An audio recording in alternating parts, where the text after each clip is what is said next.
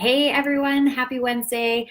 I'm just going to wait a moment before I start on this topic just to make sure that everyone can hear me because I have tried this before using my computer and I have had issues with my mic. So I'm going to share this to see if anybody hops on and to see if you guys can hear me. So if you're hopping on, if you could just say like, yes, I can hear you, or give me a thumbs up or a heart or something, then I'll know that I can hear you. You'll notice that my surroundings are a little different today. The boys and I are in Calgary. We have hey Laura, can you hear me okay? We are in Calgary. We have a diabetes appointment tomorrow, but this topic was really important to me, so I wanted to hop on and talk about it before we head down to the pool. We just got here after dinner. Just gonna wait to make sure that you guys can hear me. This often doesn't work, that people can hear me using this method. I always have to go on my phone. So Laura, if you can tell me if you can hear me or not. Anyways, I'm gonna get started. Hopefully you guys can hear me. So today, if you don't know, today is Mental Health Awareness Day.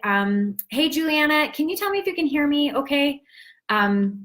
Great. Awesome, Laura. Okay, today is Mental Health Awareness Day, and if you've been following me for some time, you know that mental health awareness and crushing that stigma surrounding mental health and mental health conditions and treatment and recovery, that's really important to me to talk about this.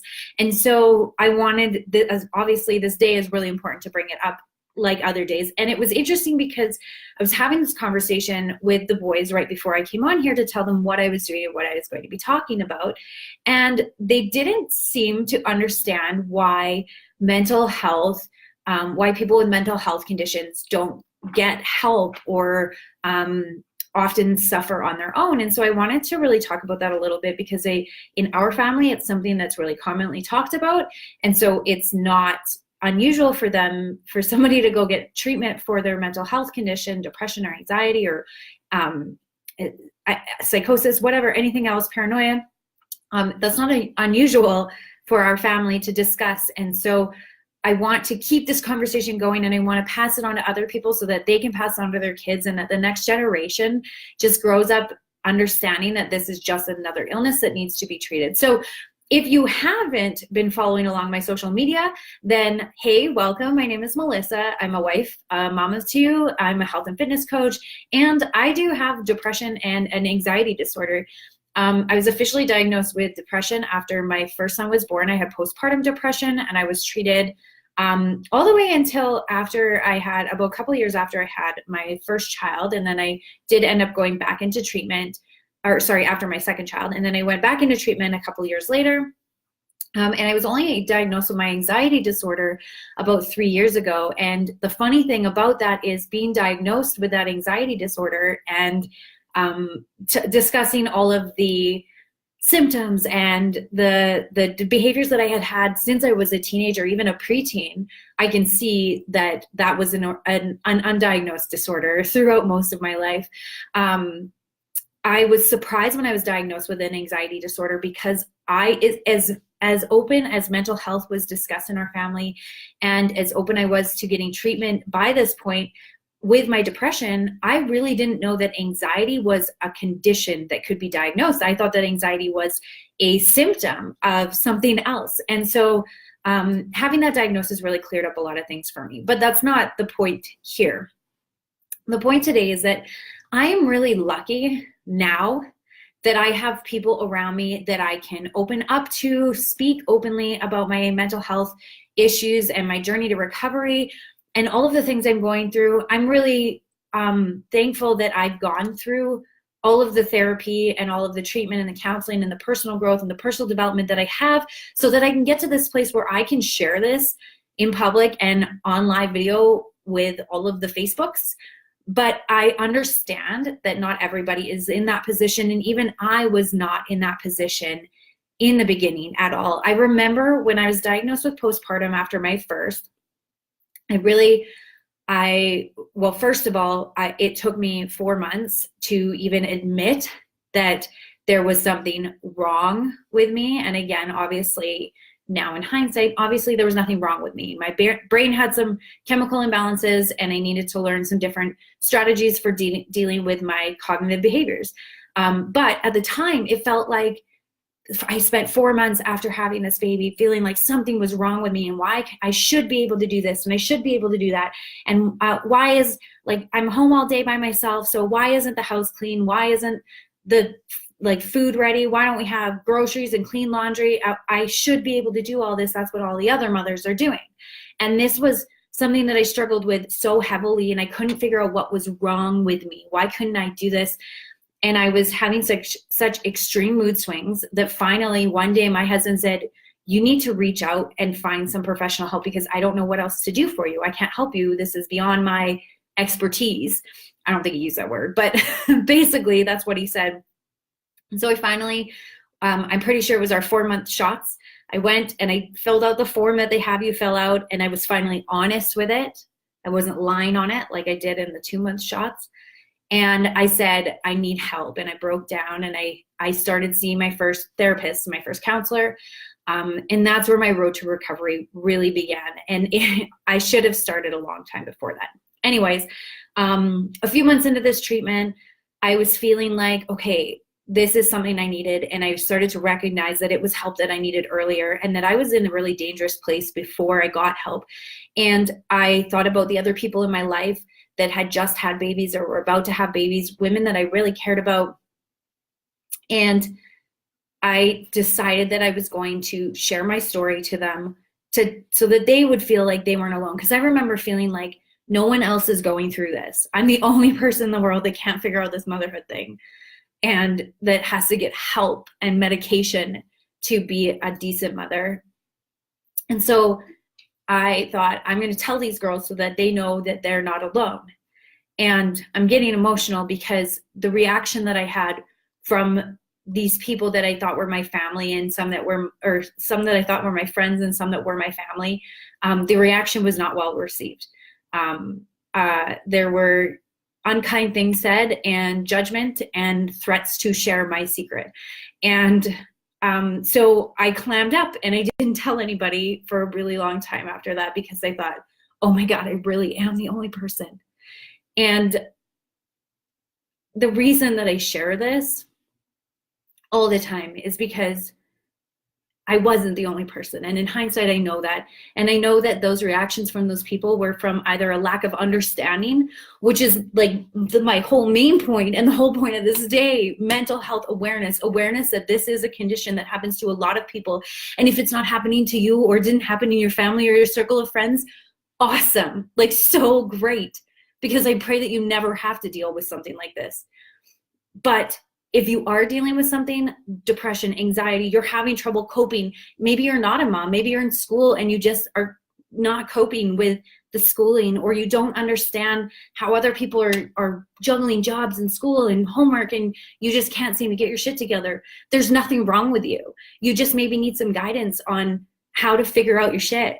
Like, I don't know how to make it any more like educational than that, but maybe you just need some help. And the great thing is that there are professionals out there who have been trained in how to help all different people that have learned differently or grown up differently or have chemical imbalances in their brain, or maybe you just need a little bit of medication to help with the brain fog and the exhaustion and the chemicals that are misfiring, and just to help release some endorphins in your body so that you can start to work on the cognitive side, the therapeutic side of things in a therapeutic way.